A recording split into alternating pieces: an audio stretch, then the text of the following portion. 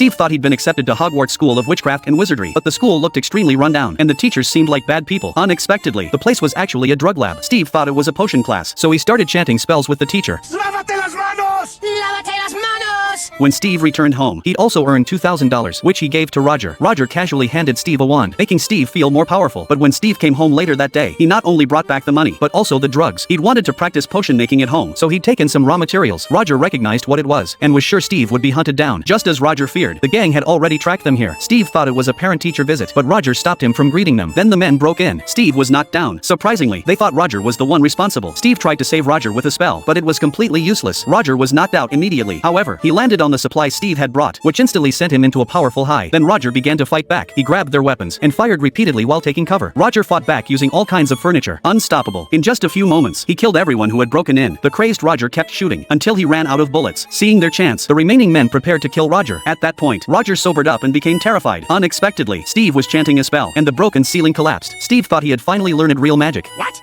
My spells defeated the Death Eaters! I am awesome!